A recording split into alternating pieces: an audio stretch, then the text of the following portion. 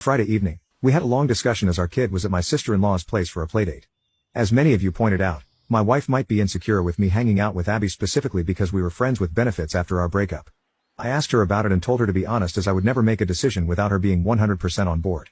My wife said that out of all my ex-girlfriends, she felt a bit insecure about Abby. The reason was because I did not have a clean breakup with her and had lingering feelings even when I met my wife. For context, when I met my wife through mutual friends, I was still hooking up with Abby for a few months after. However, I cleared things with Abby and broke up for good before I asked my wife on our first date. My wife had heard about how I was not able to get over Abby before that and only agreed to date me after I told her that I had decided to go no contact with Abby. I asked my wife if she feels I will be less loyal to her if I am around Abby. My wife and child are everything to me, and I assured her that there is no circumstance where I would even think of stepping out of line and risking that. I also assured her that I will maintain professional boundaries with each of my direct reports, as I have been doing for many years, and Abby will be no different. However, if I miss out on this job opportunity because of Abby, I will always feel like, irrespective of what I do, my wife does not trust me 100%. My wife said that she trusts me completely and does not want me to feel like I am doing something wrong.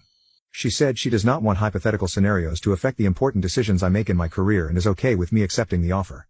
She asked me to make sure that we set up specific rules about Abby, such as no communication outside of work, maintaining strictly professional communication, and always over-communicating with my wife about everything related to Abby. Abby messaged me on Saturday about how it was great to see me during the interview process, and I immediately told my wife. Based on her idea, I replied to Abby on LinkedIn and will make sure any of our communication stays there. I had until Monday to accept the offer.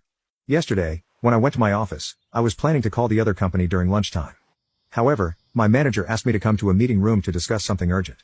My current company knew that I was entertaining other offers, as I had told them previously, and decided to match the offer from Abby's company. It is not exactly the same compensation, but it is only $20,000 less than their offer. Plus, they also assured me that they would promote me as soon as a director-level position opens up in one of the teams. It was amazing, and I called my wife. She was very happy, and of course, I decided to stay at my current job. Overall, I feel happy that I got a big raise at my current place and also know that my wife is not insecure and trusts me 100%. Edit. Since a lot of people are asking what the one thing was, I'm adding it here instead of replying individually. It was stupid. Years ago, my wife's friend told me we kissed while drunk, and I did not tell my wife. Her friend thought I was her husband and apologized a lot. I told my wife a few days later out of guilt. My wife had seen the whole incident and laughed because I drunkenly pushed her away after she tried to kiss me, which I do not remember. But that was about it. She still teases me and her friend about it to this day. Commenter. Never ever take a counteroffer.